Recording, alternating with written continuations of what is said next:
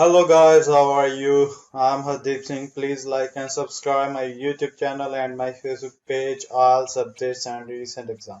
So now today I am upload IELTS listening practice test. You will hear a woman talking to some students about her job. First, in the exam, you will have 20 seconds to look at questions 1 to 4.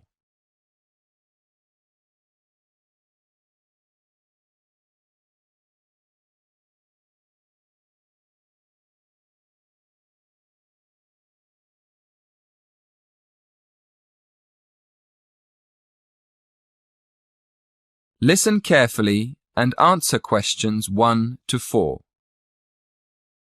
Hello everyone. Thank you for inviting me to give a talk in this series of employment lectures. I'm here this evening to tell you about my job. I'm going to tell you what I like about it, what I don't like about it, and what I hope to do in the future. Okay, well, I'm a police officer. I've been in the police for just over 5 years, and part of my job is to give talks to students about police work. People often ask why I joined the police, so maybe I'll start there. I've always been interested in law and order, so I went to study law at university. But when I got there, I realised that I was more interested in the practical side of law than the theory. So I applied to work with the police force in my spare time. Then, as soon as I graduated, I was accepted for training. Before you hear the rest of the conversation, you have some time to look at questions 5 to 10.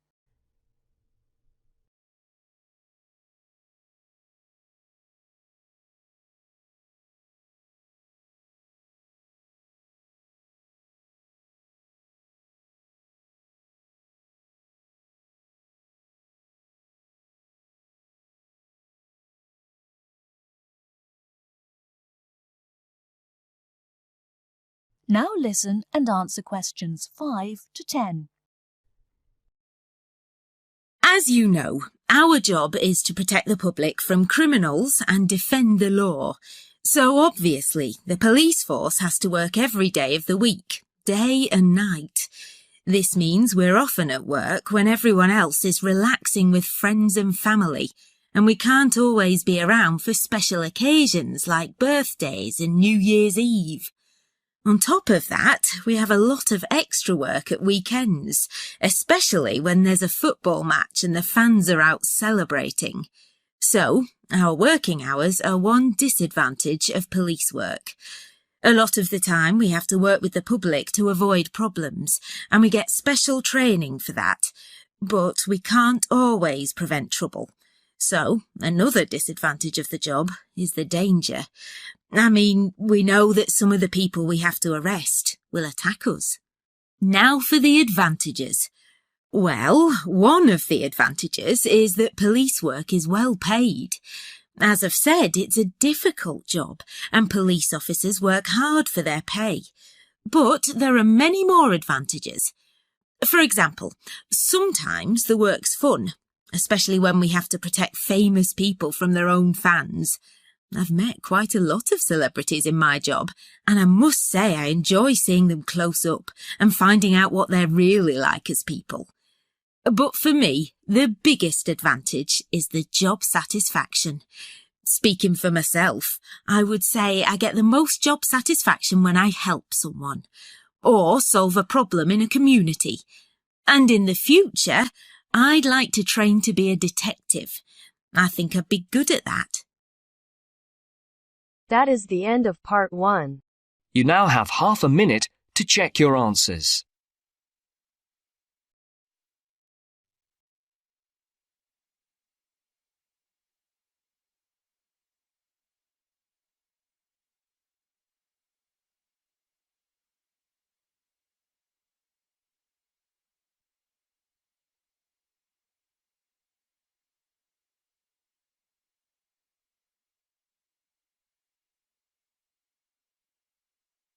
Now turns to part 2. Part 2. You will hear an extract from a talk about facilities for students with disabilities. First, you have some time to look at questions 11 to 13.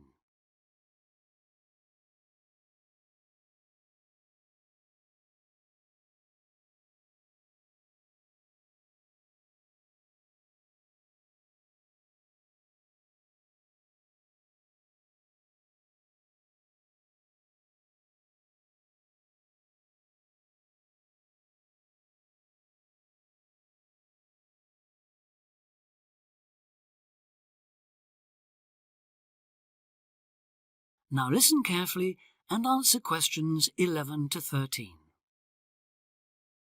Welcome to Student Times, the programme with all the latest on what's happening at universities around the country. Today we'll be discussing disabled applicants and the kind of support they can expect to find, or not find, at the university of their choice. With me to tell us more is Student Disability Advisor Sally Taylor. Good morning, Sally. Good morning, Hugh. I'd like to start by pointing out that although 1 in 4 people has some kind of disability, the proportion among students is much lower. This is partly because most students are under 25 and many people only develop their disabilities as they get older, but it's also because some universities don't do much to encourage access. It is true, though, that some have quite sticky problems when it comes to, for instance, wheelchair access, ancient buildings, cobbled streets built centuries ago, and so on. When faced with such a situation, some universities make an extra special effort to provide for students with particular disabilities, while others have specialist accommodation. In fact, all universities should have a written policy statement on students with disabilities, setting out what facilities they have, what their attitude is, and what they're prepared to do. But having said that, only you can properly understand the challenges of any disability you have, and so before accepting a place at a university, or even while you're considering applying, if only to raise the university's awareness, it's good to talk to them and find out how much they can and will do for you. The problem is who to talk to. Most universities and some students' unions have a disability advisor who is supposed to know what facilities they already have and will help with further arrangements if necessary or possible. However, all too often this person is a token. Sometimes it's just an extra responsibility given to a secretary. They don't know what the situation is in practice, and they don't have any real authority to change anything. So, given that for any prospective student it's best to visit a university before applying, it's an especially good idea for students with disabilities or special needs to check whether the place really does come up to scratch.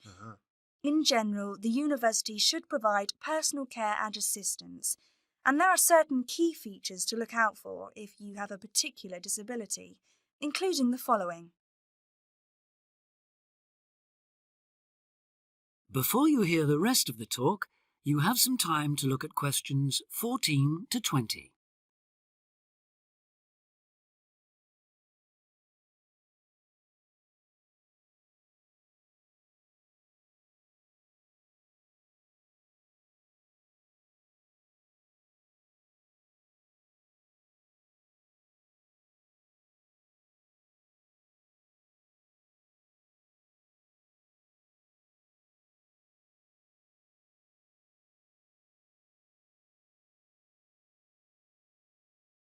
Now listen and answer questions 14 to 20. Firstly, if your mobility is impaired, check there are ramps and easy access to all buildings, not just accommodation or teaching rooms.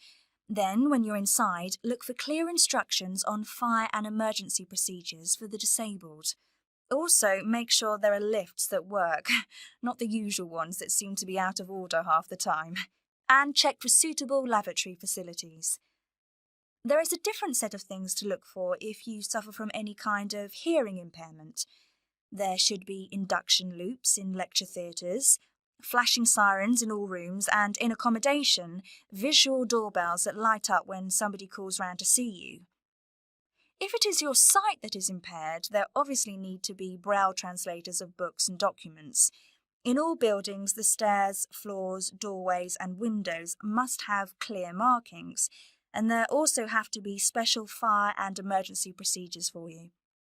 If you suffer from dyslexia, you will need a computer for general use and in exams. And as exams may take you longer to complete, you should be allowed extra time in which to do so. This applies to work in general too.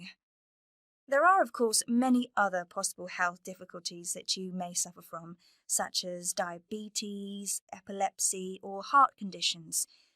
If this is the case, check the availability of access to appropriate treatment, including medication and/or therapy. Finally, make sure that in the event of an emergency, it is clear what you and other people who may be involved have to do. That is the end of part 2. You now have half a minute to check your answers.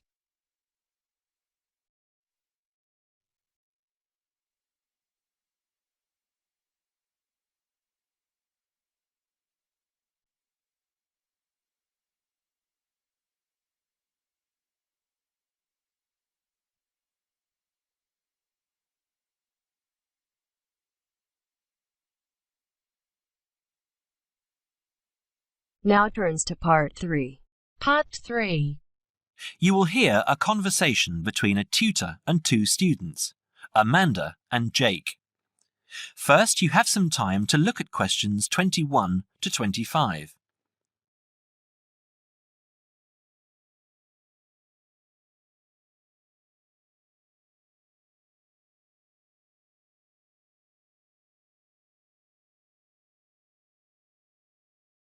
Now listen carefully and answer questions 21 to 25.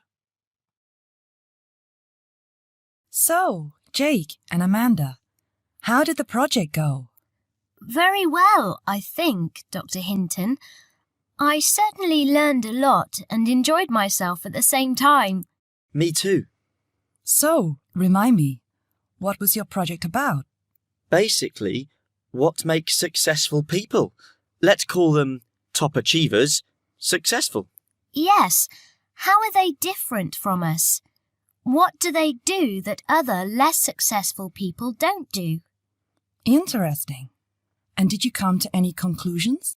Quite a few, actually. Good. Share some with me then. Well, I'd always thought that a top achiever would be the sort of person who would bring work home every night and slave over it.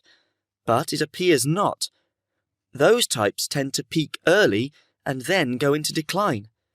They become addicted to work itself, with much less concern for results. We found that high achievers were certainly ready to work hard, but within strict limits. They knew how to relax, could leave their work at the office, prized close friends and family life, and spent a healthy amount of time with their children and friends. There's a lesson for us all there. Anyway, go on. It's also very important to choose a career which you enjoy, not just one that pays well or which assures you of a pension many years down the line. Surely that's important though, Amanda. Yes, I agree, but being happy in your work is far more important than anything else. Top achievers spend over 2/3 of their working hours on doing work they truly prefer and only 1/3 on disliked chores. They want internal satisfaction, not just external rewards such as pay rises and promotions. Before you hear the rest of the conversation, you have some time to look at questions 26 to 30.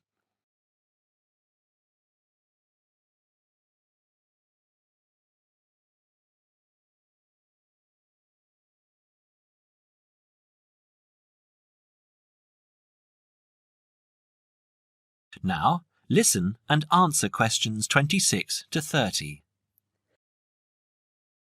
Actually, in the end, they often have both, because they enjoy what they are doing, so their work is better and their rewards higher.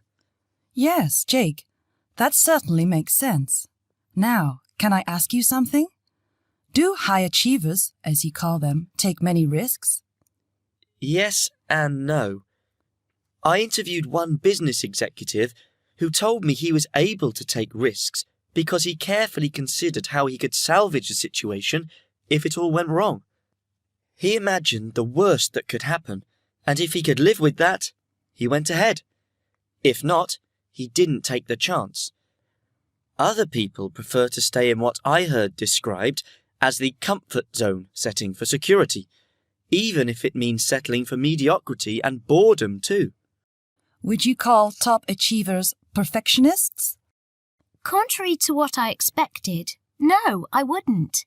We came to the conclusion that a lot of ambitious and hard-working people are so obsessed with perfection that they actually turn out very little work. I happen to know a university teacher, a friend of my mother's, who has spent over 10 years preparing a study about a playwright. She is so worried that she has missed something, she still hasn't sent the manuscript to a publisher.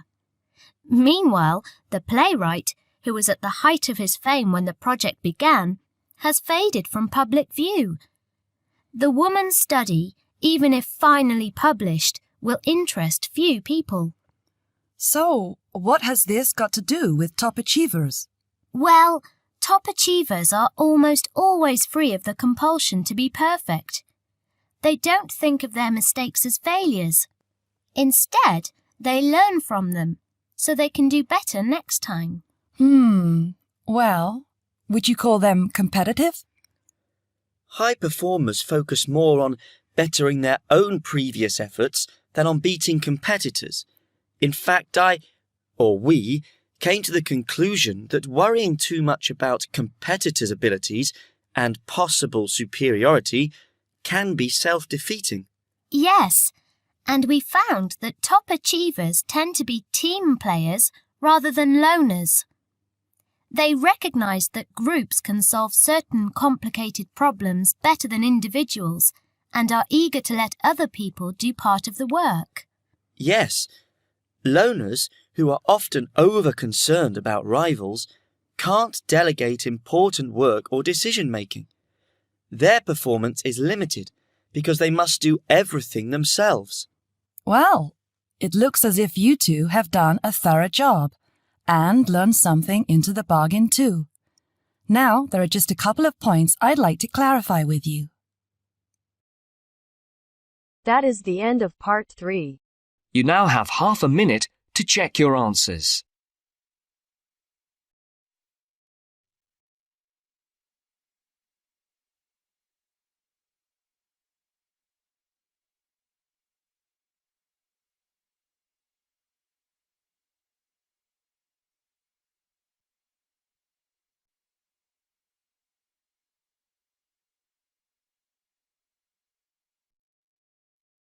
Now turns to part 4. Part 4. You will hear part of a lecture about fireworks. First, you have some time to read questions 31 to 40.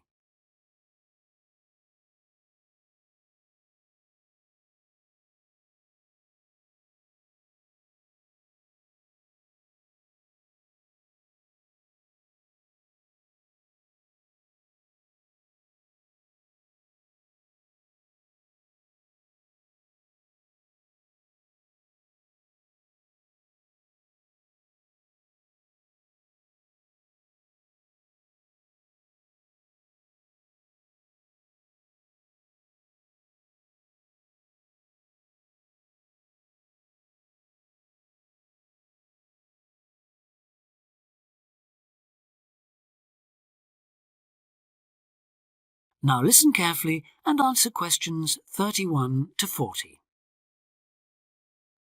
Good afternoon, everyone, and welcome to this short talk on the subject of fireworks.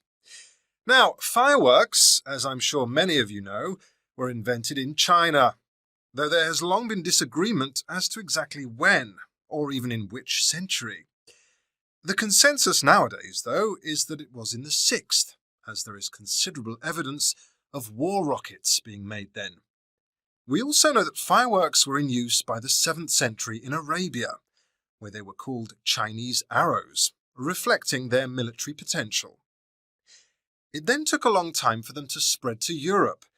In fact, it wasn't until the 1200s that fireworks made their appearance there.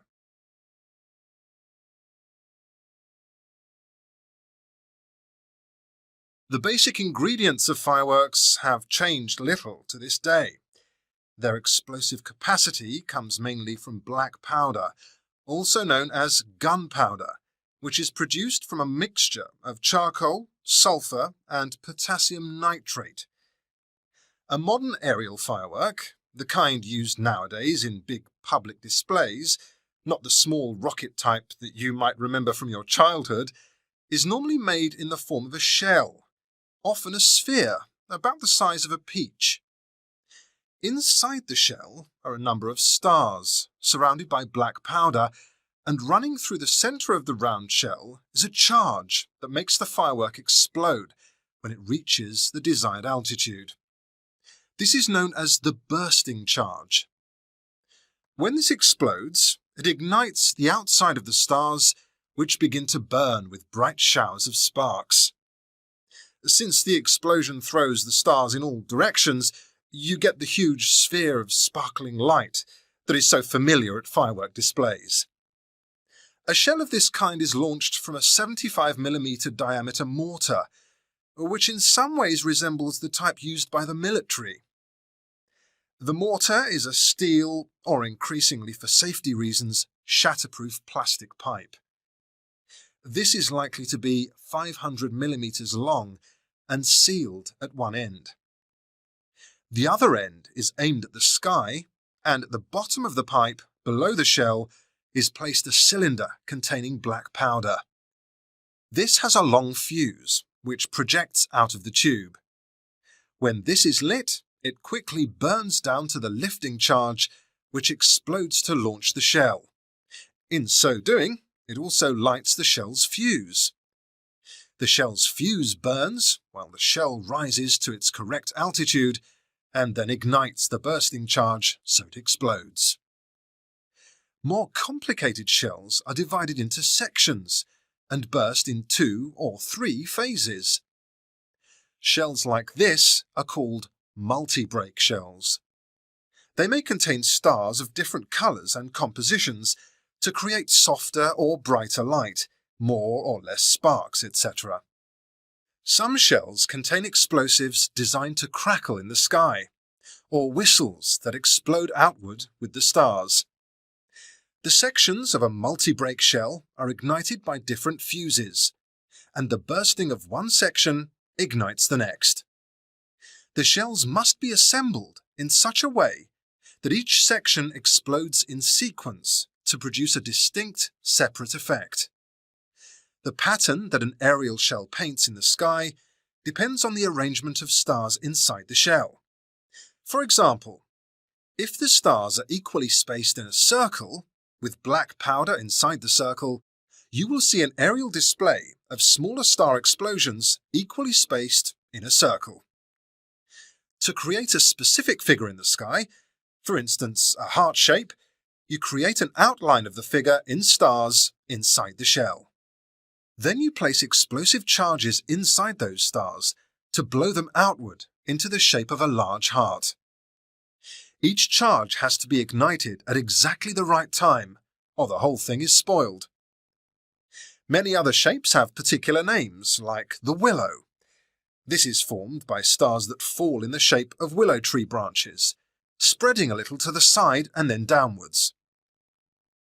The high charcoal composition of the stars makes them long burning, so they may even stay visible until they hit the ground. The ring shell is fairly basic. It is produced by stars exploding outwards to produce a symmetrical ring of coloured lights. More complex is the pattern created by the palm, which contains large comets or charges in the shape of a solid cylinder. These travel outwards, explode, and then curve downwards, like the limbs of a palm tree. The serpentine, the last one for now, is different again. When this one bursts, it sends small tubes of incendiaries scattering outwards in random paths, which may culminate in exploding stars. It can be quite spectacular. That is the end of part 4. You now have half a minute to check your answers.